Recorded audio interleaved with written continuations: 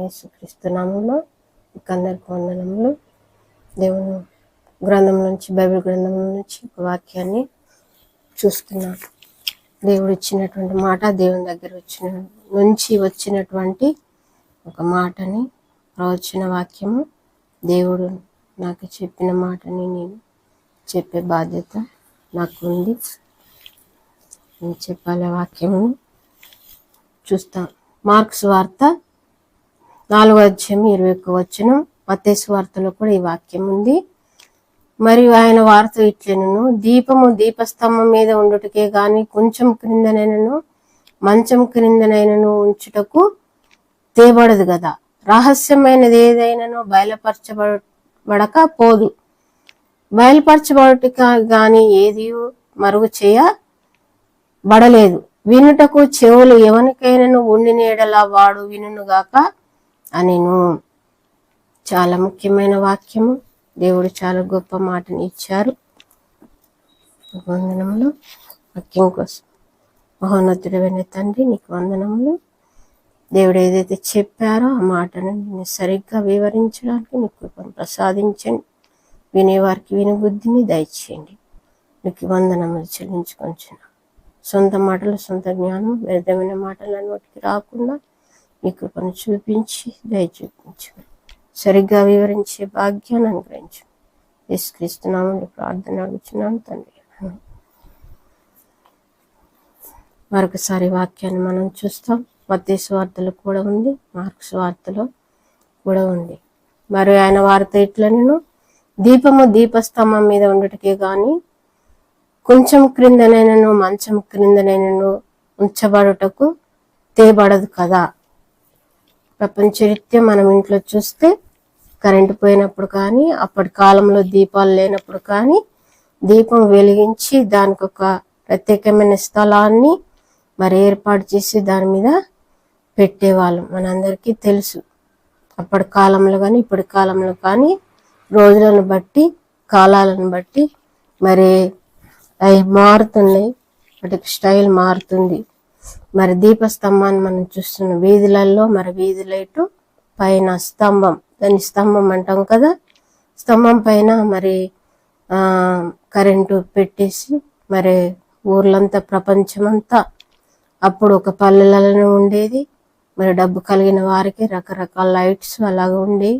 కానీ ఇప్పుడు అంతటా అందరికీ వెలుగు మరి వచ్చింది. చాలా మారింది.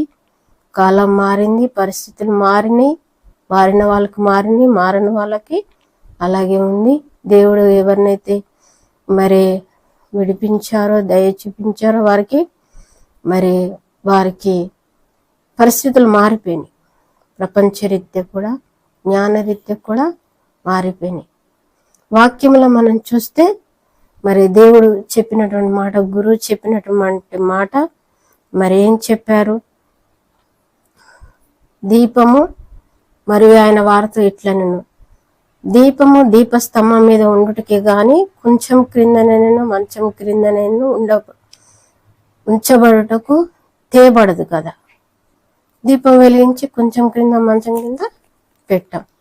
ఇంట ఉండే వారందరికీ వెలిగించుటకి దీపస్తంభం మీదనే పెడతాము. దీపాన్ని వెలిగించి బెడ్ కింద కానీ, పాత్ర కింద కానీ కప్పివేయం. ఎందుకు? వెలుగు రాదు, మూసేస్తాం. వెలిగించి దాన్ని మూసేస్తే ఎలాగొస్తుంది వెలుగు? వెలుతురు రాదు కదా, చీకటిగానే ఉంటుంది. చీకటిలోనే ఉంటాం, ఏం కనిపించదు. పురుగు ఉందా, ఏది ఉందా, చెత్త ఉందా, చెదారం ఏం తెలియదు. అదే దేవుడు చెప్తున్నాడు, దీపం వెలిగించి కొంచెం కింద, మంచం కింద పెట్టడు. ఇంట ఉండే వారందరికీ వెలిగించుటకి దీపస్తంభం మీదనే పెడతారు. ఈ ఉపమ, చెవులు వినుటకు చెవులు ఎవరికైనా ఉండినడల్లా వాడు వినుగాక అనెను. ఇది చాలా ముఖ్యమైన మాట. వినుటకు చెవులు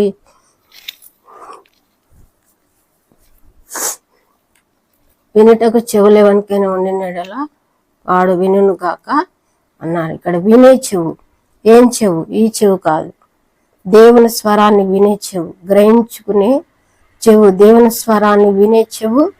మరి ఎవరికైనా ఉండిన ఎడల అన్నాడు. ఎవరైనా ఉండిన ఎడల మరి దేవుని స్వరాన్ని వినే చెవులు ఉంటే ఇలాంటి వాక్యాలు వస్తాయి. ఇక్కడ ప్రభువారు గురువు గారు చెప్పారు, గురువు చెప్పారు, దేవుడు చెప్పారు, క్రీస్తు చెప్పారు. వినుటకు చెవులు ఎవరికైనా ఉండి నెడల వాడు వినుగాక అనేను. జ్ఞాన చెవులు, దేవుని వినే స్వరం.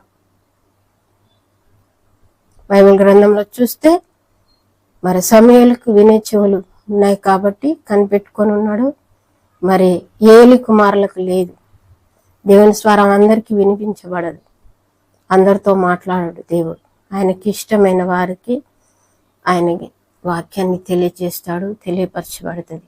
కాబట్టి వాక్యంలో మనం చూస్తాం, దీపం వెలిగించి కొంచెం కిందనను మంచం క్రిందనను ఉంచబడటకు తేబడదు. దీపస్తంభం మీద ఉండడానికి, దీపస్తంభం ఉండడానికే ఉంటుంది దీపం వెలిగించి.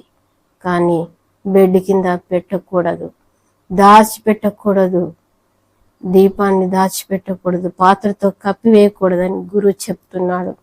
వినుటకు చెవులు ఎవరికైనా ఉంటే వినే చెవు, దేవుని స్వరాన్ని వినే చెవు వాడు వినుగా కానీ చెప్పారు. ఏంటి దీపస్తంభం? ఏంటి దీపం? ఏంటి దీపం? అంటే దేవుని వాక్యం. స్తంభం అంటే పై స్థాయి, దానికి విలువ పై స్థాయిలో ఉండాలి, దానికి అందరికి వెలిగించేదిగా ఉండాలి, దాన్ని చూపించాలి. స్తంభం అంటే చూపించేదిగా ఉంది. ఇప్పుడు వీధులలో లైట్లు, ఇంట్లో లైట్లు పైన ఉన్నాయి, పైన పెట్టడం వల్ల అందరికి వెలుతురు వస్తుంది, అన్నీ కనిపిస్తున్నాయి మనకు. మన ఇంట్లో ఆ విధంగానే లైట్లు వెలిగించుకుంటున్నాం. చూస్తే మన వాక్యంలో దీపం వెలిగించి కొంచెం కింద పాత్ర కింద కప్పివేయడానికి వీలు లేదు అని గురువు చెప్పారు, దేవుడు చెప్పారు. మన వాక్యంలో చూస్తాం. ఈ వాక్యానికి వివరణ మరి ఎవరిస్తారు? ఆదరణకర్త సరైన వివరణ మనకి ఆయన జ్ఞానం తెలిస్తే ఇస్తారు. సర్వసత్యములకు నడిపించే వాక్యం. ప్రస్తుత కాలంలో చాలా మంది గురువులు శిష్యులు తమ జ్ఞానమును ఇతరులకు చెప్పుటకు వీలు లేదని చెప్పుచుందురు. తమ జ్ఞానము రహస్యమనియు ఇతరులకు చెప్పకూడదనియు, మా వద్ద ఉపదేశం తీసుకున్న వారికి మాత్రమే చెప్పుదమనియు చెప్పుచుందురు. వారిని ఎవరైనా ప్రశ్నలు అడిగినప్పుడు చెప్పని చేతకాక ఇలాగూ తప్పించుకొందురు. జ్ఞానం అనున్నది మరుగు చేయబడినది కాదు, దాన్ని తెలియపరచుటకే దేవుడు మానవాకృతిలో వచ్చి కష్టాలు పడి తెలియజేయుచుండగా, జ్ఞానం యొక్క నిజస్థితి తెలియని మనము వచ్చిరాని జ్ఞానమును కూడా ఇతరులకు చెప్పకుండా సాకులు చెప్పడము మంచిదేనా? యోచించండి. చూడండి, ఇక్కడ గురువు ఇస్తున్నాడు మాట. దీపం వెలిగించి కొంచెం క్రిందనను మంచం క్రిందనను కప్పివేయకూడదు. వరాలు కావాలి ప్రార్థించి కనిపెట్టుకొని మరి పొందుకొని వచ్చిన వాక్యాన్ని మరి ఇతరులకు చెప్పాలని దేవుడు చెబుతున్నాడు. వాక్యవరాన్ని పొందుకున్న వారు కామ్గా ఉండకూడదు, గమ్మున ఉండకూడదు. ఇతరులకు వాక్యాన్ని ఏదో విధంగా పంచాలని దేవుడు చెప్తున్నాడు. దీపం వెలిగించి కొంచెం క్రిందనైనా మంచం క్రిందనైనా పెట్టవద్దు అని చెప్తున్నాడు. చాలా మంది ఏమనుకుంటున్నారు, మా దగ్గర బాప్తీసం తీసుకున్న వాళ్ళకి మీ వాక్యం చెప్తాం, మా సంఘము గొప్ప, మేమే గొప్ప ఉండు, వేరే వాళ్ళకి వెళ్ళొద్దు అని రహస్యంగా వారు చెప్పుకొంచు తిరుగుతున్నారని దేవుడు చెబుతున్నాడు. అయితే జ్ఞానం అనేది రహస్యంగా ఉండడానికి కాదు, అందరికీ తెలియపరచడానికి. మరి ఇప్పుడు మనకి యూట్యూబ్ దేవుడు ఇచ్చాడు. అనేక మంది భక్తులు, రహస్యంగా ఉన్నటువంటి భక్తులు, గొప్ప భక్తులు ఉన్నారు, తపస్వికులు, ప్రార్థన పరులు ఉన్నారు. మరి చాలా మంది చాలా గొప్ప సంఘాలు ఉన్నవారు ఉన్నారు. దాంట్లో దేవుని జ్ఞానం తెలిసిన వారికి పేరుంది, తెలియని వారికి కూడా పేరుంది. కొంతమందికి జ్ఞానం తెలిసిన వారికి పేరు లేదు, రహస్యంగా ఉన్నారు. ఎందుకంటే వాళ్ళ స్థితి, వారికి దేవుడు శక్తిని అంతే ఇచ్చాడు, వారు అలాగే ఉండాలని అలాగే ఉంటారు. ఎంత జ్ఞానం తెలిసినా కూడా వాళ్ళు రహస్యంగానే ఉంటారు. వారికి పేరు రాదు, ఏమి రాదు. ఎందుకంటే దాని గురించి కూడా వాక్యంలో ఉంది. దేవుడు మరి భక్తుల ద్వారా రాసి పెట్టాడు. వాక్యము తెలిసినటువంటి మనం ఇతరులకు చెప్పాలని ఇక్కడ వాక్యంలో ఉంది. దీపం వెలిగించి కొంచెం కింద మంచం కింద పెట్టకూడదు. ఎందుకంటే చీకట్లోని వస్తువు దీపం వెలుతురులోనే తెలియనట్లు అజ్ఞానంలో తెలియని విషయము జ్ఞానంతో తెలియపడుచున్నది. చీకటిని పోగొట్టుటకు దీపము అవసరమైనట్లు అజ్ఞానమును పోగొట్టుటకు జ్ఞానము అవసరము. దీపమును వెలుతురు కోసమే వెలిగించి గంప క్రింద మూసి పెట్టుటకు ఎంత అవివేకమో, జ్ఞానం తెలిసిన వారు ఇతరులకు చెప్పకుండా దాచిపెట్టడము అంతే కూడా తప్పక అంతే తెలివి తక్కువ అగును. దాచిపెట్టడం అంతే తెలివి తక్కువ పని అగును. రహస్యమైనది కూడా తప్పక బయలుపరచబడుటకే ఉన్నది. ప్రపంచంలో ఉత్తమోత్తమైన దైవ జ్ఞానము భగవంతుని దేవుని ద్వారా వచ్చినటువంటి బయలుపరచబడినది. అటువంటప్పుడు జ్ఞానము కంటే తక్కువ స్థాయి గల ఏవైనా మరుగు పరచబడబోవు.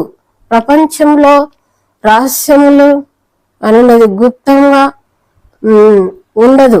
అది తప్పనిసరిగా బయట పడగలదు.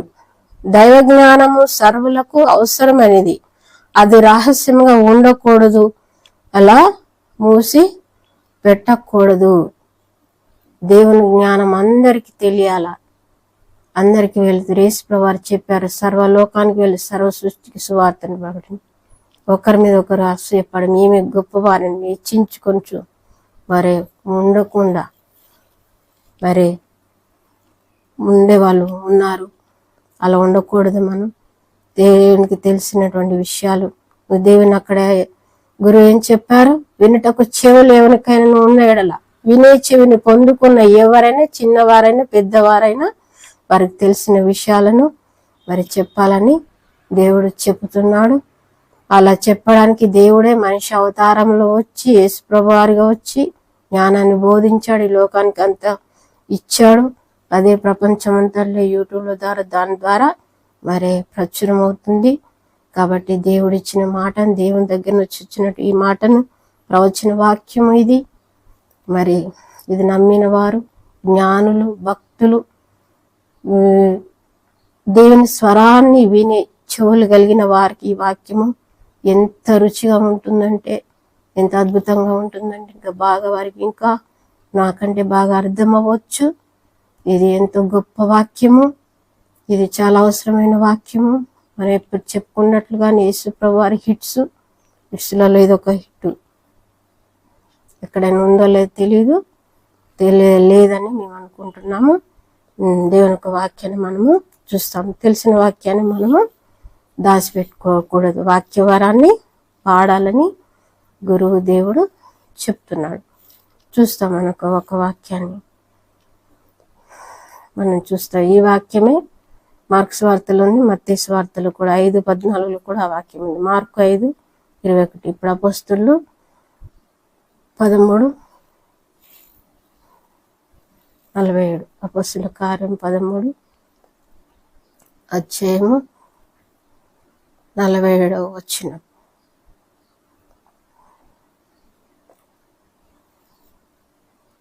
పదమూడు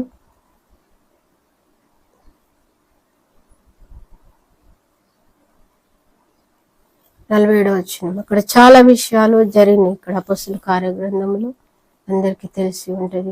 కొంతమంది భక్తులకి తెలుస్తుంది ఈ వాక్యాలు, కొంతమందికి తెలియదు. కొంతమందికి పేరుంది, గొప్ప పేరుంది, కానీ వాక్యాలు తెలియదు. పెద్ద పెద్ద సంఘాలను కానీ వాక్యం తెలియదు, యేసుప్రభువు వారి నిజభావం తెలియదు. కొంతమంది సంఘాల్లో పేరు లేదు, కానీ వారికి అంత జ్ఞానం అంతా తెలుసు. దేవుడు చెప్పిన జ్ఞానం విషయాలు తెలుసు, దేవుని ధర్మాలు తెలుసు. అలాంటి వారు ఉన్నారు. వారికి ప్రతిఫలం ఉంది, వీరికి ప్రతిఫలము ఉంది. దేవుడి విషయాలలో చాలా జాగ్రత్తగా ఉండాలి. జ్ఞానం విషయంలో చూస్తాం. అపోస్తలుల కార్య గ్రంథము 13:48. ఇక్కడ వాక్యంలో మనం చూస్తే అప్పుడు 46 నుంచి, అప్పుడు పౌలును బర్నబాయు ధైర్యం అప్పుడు పౌలును బర్నబాయు ధైర్యంగా ఇట్లనిరి, దేవుని వాక్యము మొదట మీకు చెప్పుట ఆవశ్యకమైనను మీరు దాన్ని త్రోసివేసి మిమ్మల్ని మీరే నిత్య జీవనకు అపాత్రులుగా చేసుకొని చున్నారు కనుక ఇదిగో మేము అన్యజనుల యొద్దకు వెళ్ళుచున్నాము. ఏలయనగా నీవు బోధిగంతముల వరకు రక్షణార్థంగా ఉన్నట్లు నిన్ను అన్యజనులకు వెలుగుగా ఉంచి ఉన్నాను అని ప్రభు మాకు ఆజ్ఞాపించిననిరి. అక్కడ వాక్యాన్ని వ్యతిరేకిస్తున్నట్టు వారు చెప్తున్నారు. ఇక్కడ మాట్లాడారు. ఏమని చెప్పారంటే, అన్యజనులకు వెలుగుగా, దేవుని జ్ఞానం తెలియని వారికి వెలుగుగా ఉండడానికి జ్ఞానశక్తిని, వాక్య వరాన్ని మేము పొందుకొని ఉన్నాము కాబట్టి మేము ఈ వాక్యాన్ని ప్రకటిస్తున్నాము అని అక్కడ వారు మాట్లాడినట్టుగా ఉంది. అయితే వారు వాక్యాన్ని ఎదిరించారు. ఇక్కడున్న ప్రజలు అదంతా కూడా చదవడానికి మనకి ఇక్కడ వీలు పడదు. మీకు శ్రద్ధ ఉంటే మీరు చదువుకోండి.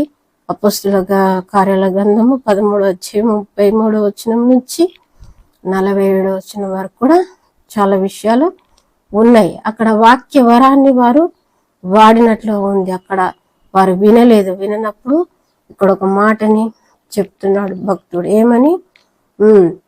మీరు దాన్ని త్రోసివేసి మిమ్మల్ని మీరే నిత్య జీవమునకు అపాత్రులుగా ఎంచుకొంచున్నారు కనుక ఇదిగో మేము అన్యజనుల యొద్దకు వెళ్ళుచున్నాము. నిత్య జీవమునకు మీరు అపాత్రులుగా ఎంచుకొంచున్నారు. మీకు నిత్య జీవం లేదు. వాక్యాన్ని మీరు త్రోసివేశారు, వినలేదు కదా. ఇక్కడ నిత్య జీవం, పరలోకాన్ని, మోక్షాన్ని గురించినటువంటి వాక్యాలు వీరికి తెలిసినట్లుగా ఉంది. వీరు తెలుసుకొని అక్కడ ప్రకటించారు. వాక్య వరాన్ని వారు అక్కడ వాడారు. పౌలు భక్తుడు చాలా గొప్ప భక్తుడు. యేసుప్రభువారిని చూపించినటువంటి భక్తుడు. యేసుప్రభువారిని కరెక్ట్ గా తెలుసుకున్నటువంటి భక్తుడు. కొన్ని బైబిల్ గ్రంథంలో, కొన్ని తెలుగు బైబిల్లో చాలా విషయాలు తప్పుగా ఉన్నాయి, కొన్ని విషయాలు తప్పుగా ఉన్నాయి, కొన్ని కరెక్ట్ బైబిల్స్ ఉంటాయి ఇంగ్లీష్లో. అవి చూసుకునే వాళ్ళు, గొప్పగా ప్రకటించే భక్తులు ఉన్నారు. కానీ ఇది చాలా గొప్ప వాక్యము. దేవుని వాక్యాన్ని వారు అక్కడ ప్రకటించారు. నిత్య జీవన గురించి, మోక్షం గురించి వారు ప్రకటించారు. ఇక్కడ చూస్తాం, మిమ్మల్ని మీరే నిత్య జీవమునకు అపాత్రులుగా ఎంచుకొంచున్నారు. 46 ఎంచుకొంచున్నారు కనుక ఇదిగో మేము అన్యజనుల యొద్దకు వెళ్ళుచున్నాం. మీరు వినలేదు, మీకు మోక్షం లేదు. అంటే ఈ లోకంలో పుడుతూ చస్తూ ఈ లోకంలోనే ఉంటారు, పరలోకం మీకు లేదు అనే డైలాగ్ని అక్కడ కొట్టి అక్కడ వెళ్తున్నారు. అదే యేసుప్రభు వారు దగ్గర, వారు దేవుని దగ్గర పొందుకున్న శక్తిని అన్యజనులకు వెలుగుగా, అక్కడ మనం మొదటిగా చూస్తాం, దీపం వెలిగించి కొంచెం కింద కానీ, మంచం కింద కానీ, పాత్ర కింద కానీ కప్పడానికి వీలు లేదు. దీపస్తంభం మీద అక్కడ వాక్యాన్ని వారు ప్రకటించారు. వారు వినలేదు. మనం చూస్తాం. చెప్పడం మన బాధ్యత. జ్ఞాన చెవులు, వాక్యం మీద శ్రద్ధ ఉన్నవారు అనుసరించి నడుచుకుంటారు. వారి ఇష్టం.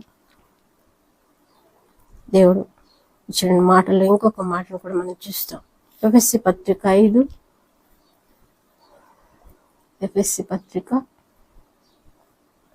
5:4 కూడా మనం చూస్తాం.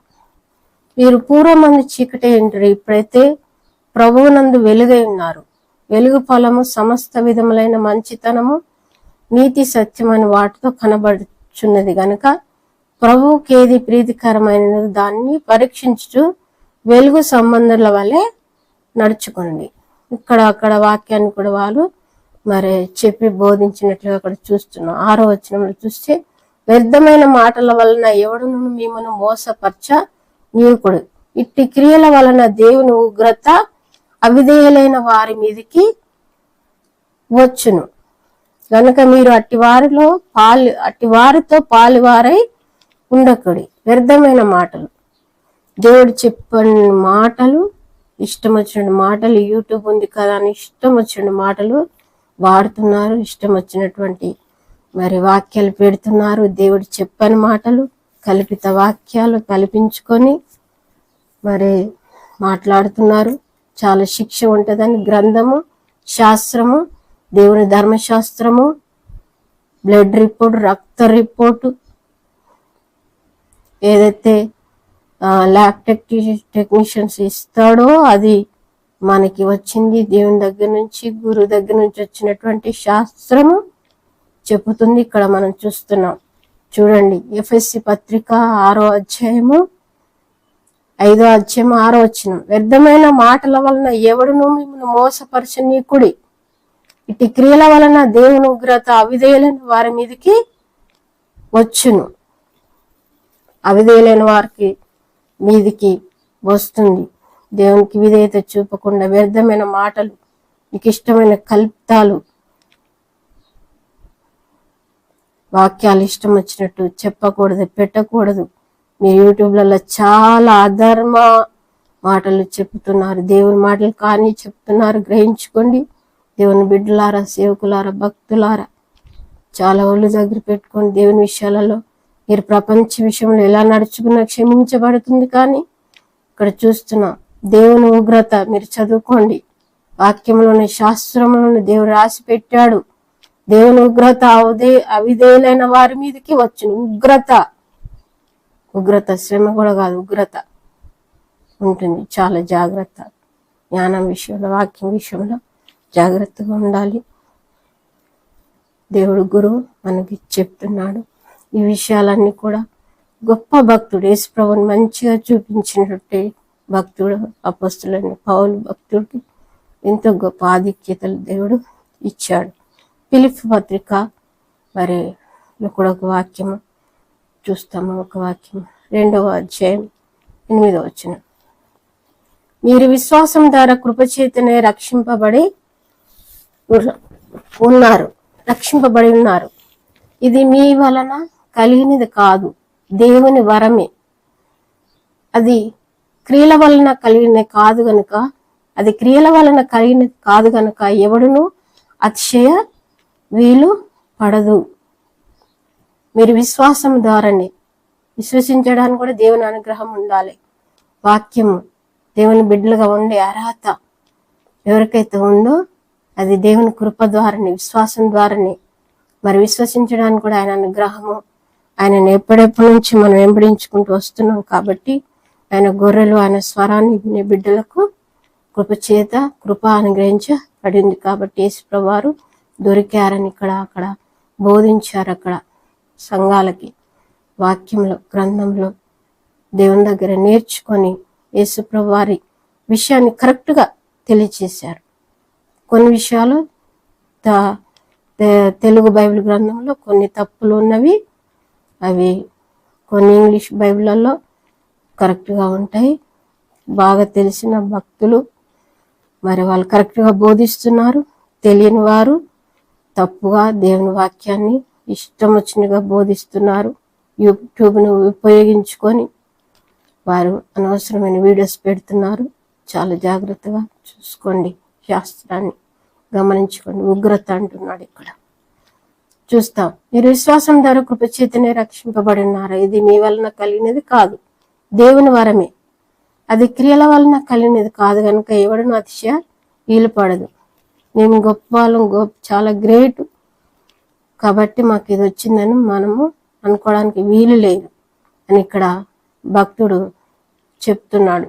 దేవునికి జ్ఞానాన్ని, ఇది క్రియల వలన కలిగినది కాదు. ఓహో మేము మంచి వాళ్ళము, గొప్ప వాళ్ళము, ఇలాంటి వాళ్ళం, అలాంటి వాళ్ళం, ఈ కిరీటం ఆ కిరీటం అని చెప్పుకోవడానికి వీలు లేదు.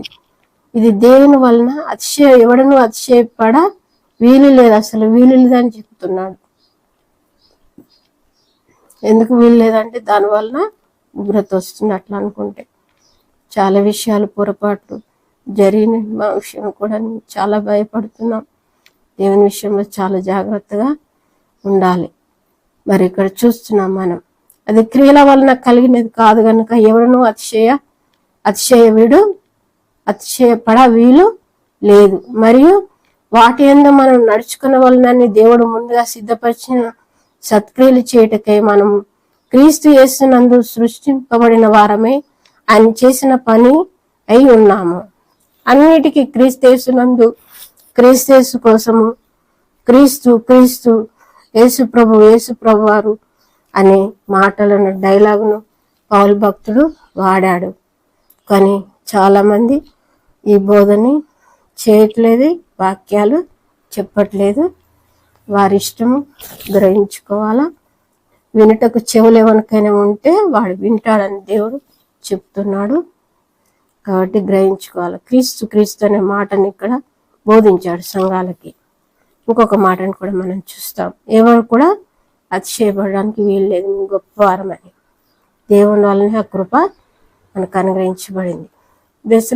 మొదటి దశలోనిక పత్రిక 5వ అధ్యాయము 5వ వచనం, మీరందరూ వెలుగు సంబంధులను పగటి సంబంధులనై ఉన్నారు. మనము రాత్రి వారము కాదు, చీకటి వారము కాము. కావున ఇతరుల వల్లనే నిద్రపోక మెలకువగా ఉండి మత్తులం కాక ఉన్నాము. నిద్రపోవారు రాత్రి వేళ నిద్రపోదురు, మత్తుగా ఉండువారు రాత్రి వేళ మత్తుగా ఉందురు. మనం పగటి వారమై ఉన్నాము కనుక మత్తులం ఎండక విశ్వాస ప్రేమలను కవచముగా, రక్షణ నిరీక్షణ శిరస్త్రారము ధరించుకున్నాము. రాత్రి పగలు వెలుగు చీకటి. ఇక్కడ నిద్రపోవారంటే పడుకోవడం కాదు, ఆత్మీయ స్థితిలో నిద్ర, జ్ఞానము, దీపము. మరి దేవుడిచ్చిన వరాన్ని వాడకుండా దాచిపెట్టుకోవడం, దేవుడి జ్ఞానాన్ని కొంచెం క్రింద మంచం క్రింద పెట్టి ఉంచడం. పగలు రాత్రి కాలానికి సూచన ఉంది. కాలాన్ని సమయాన్ని వేస్ట్గా వ్యర్థం చేసుకోవద్దని అక్కడ బోధింపబడినట్లుగా దేవుడు ఇప్పుడు మనకు కూడా చెప్తున్నాడు. వాక్యంలో గ్రహించుకోవాలి. చెవులు ఉన్నవారిగా, దేవుని స్వరాన్ని వినే చెవులు గలవారికి వాక్యము అర్థమవుతుంది. కావున ఇతరుల వల్ల నిద్రపోక మెలకువగుండి మత్తులం కాక ఉందాం. ఇక్కడ 8వ వచనం, మనము పగటి వారమై ఉన్నాము గనక మత్తులమై ఉండక విశ్వాస ప్రేమలను కవచము రక్షణ నిరీక్షణ శిరస్త్రానము ధరించుకున్నాం. శిరస్త్రానం అంటే జ్ఞానాగ్ని, తలలో వాక్యాలు, జ్ఞానం. జ్ఞానులకు ప్రవక్తలకు ఎక్కడ ఉంటుంది? జ్ఞానము తలలో ఉంటుంది. ఎక్కడ నింపుకుంటారు? ప్రపంచరీత్యా చదువుకున్న వాళ్ళు, ఇంజనీర్ చదివారు, తన విద్య ఎక్కడ ఉంటుంది? తలలో ఉంటుంది. ఎల్కేజీ పిల్లవాడు వాళ్ళకి ఎక్కడ ఉంటుంది? ఏబిసిడీలో అవన్నీ ఎక్కడ గుర్తుంటే తలలో ఉంటాయి. ఇక్కడ ఆధ్యాత్మిక విద్య కూడా దేవుని యొక్క జ్ఞానము, జ్ఞానశక్తి, శిరస్త్రానము, జ్ఞానాగ్నిని, వాక్య జ్ఞానాన్ని ఎక్కడుండే? తలలో నింపుకొని ఉండాలని ఇక్కడ వాక్యంలో రక్షణ అనే శిరస్త్రానమును ధరించుకొని ఉండాలి. 9వ వచనం, ఎందుకనగా మన ప్రభు అయిన యేసుక్రీస్తు ద్వారా రక్షణ పొందుటకే దేవుడు మనలను నియమించను గాని ఉగ్రత పాలవుటకు నియమింపలేదు. చూడండి, దేవుని ఉగ్రత పాలవడానికి నియమించలేదు. జాగ్రత్తగా మన ప్రభు అయిన యేసుక్రీస్తు ద్వారా ఇక్కడ గురువుని, ఆయన పేరుని, మన ప్రభు యేసు ప్రభు ఇలాంటి మాటలను ప్రతి పత్రికలో ఆయన ఈ డైలాగునే వాడాడు. ఈ డైలాగ్ మనలో వినిపించట్లేదు. ఓకే, భక్తులు దావీదు ఏది చేశాడు, ఆయన అది చేశాడు, ఎన్ని మాటలు ఈ మనం వినబడుతుంది. ప్రభు దేవుడు గురువు ఏదైతే చెప్పారు, యేసు ప్రభువారని, క్రీస్తు మన ప్రభు అయిన యేసుక్రీస్తు ద్వారా ఇట్లా యేసు ప్రభువారి ద్వారా రక్షణ వచ్చిందిగా. యేసు ప్రభువారి గురించి చెప్పుకోకుండా, ఆయన హిట్స్ ధ్యానం చేయకుండా, ఆయన చెప్పిన ముఖ్యమైన బోధలు ధ్యానం చేయకుండా ఇష్టం వచ్చిన వాక్యాలు దేవుని కాని మాటలు చెప్పుకోవడం, దేవుని ఉగ్రత వస్తుంది చెప్తున్నాడు. కాబట్టి మనము దీపం వెలిగించి కొంచెం క్రింద మంచం కింద పెట్టడానికి వీలు పడదు. ఇంట ఉండే వారందరికీ వెలుగు, దేవుని వాక్య వరాన్ని వాడాలని దేవుడు చెప్తున్నాడు. కాబట్టి దేవుడు మాకు గొప్ప వరాన్ని ఇచ్చాడు. అది అంగీకరించిన వాళ్ళు అంగీకరిస్తారు, తెలిసిన వాళ్ళు తెలుసుకుని, అసూయపడే వాళ్ళు, గర్వించే వాళ్ళు, ఒప్పుకున్న వారు చాలా మంది ఉన్నారు. ఎందుకంటే పరిస్థితులు చూస్తారు.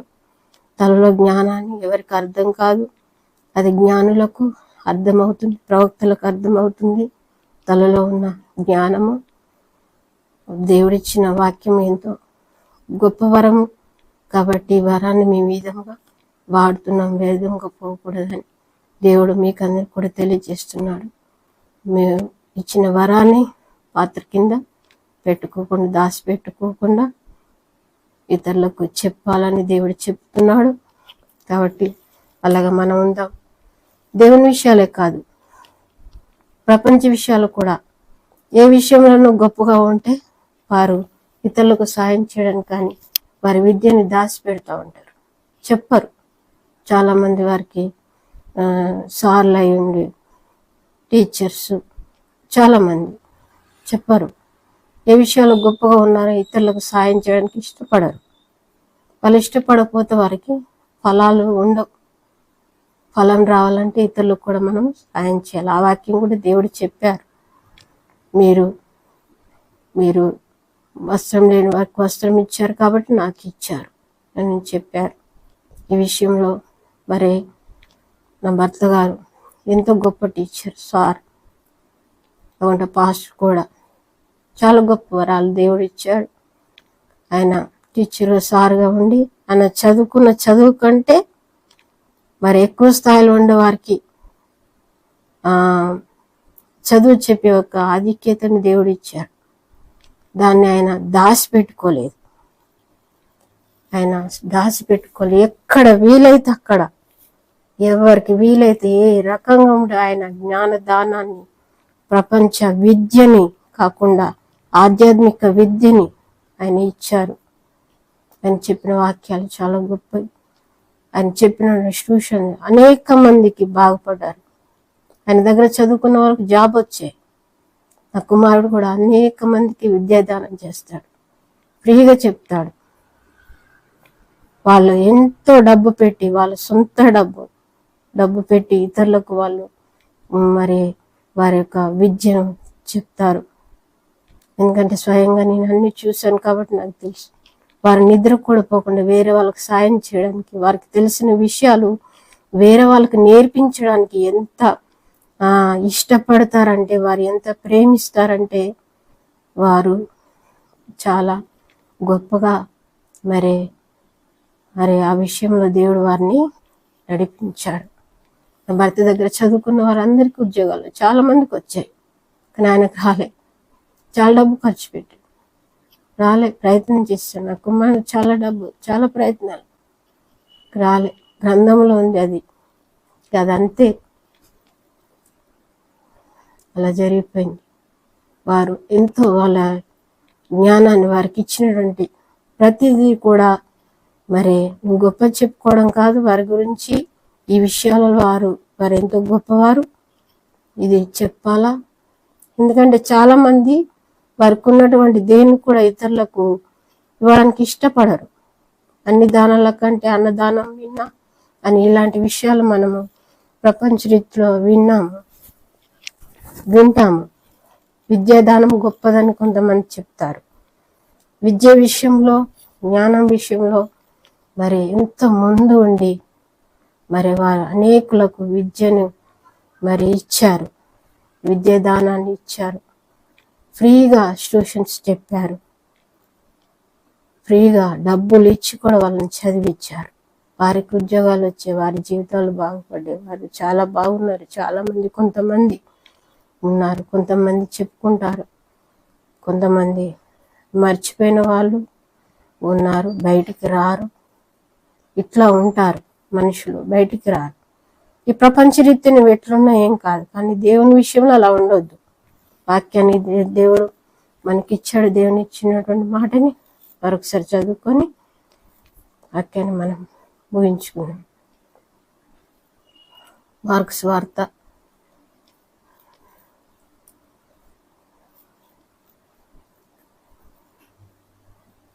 4వ అధ్యాయము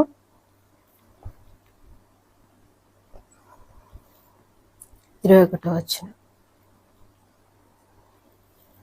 మరియు ఆయన వారితో ఇట్లనెను,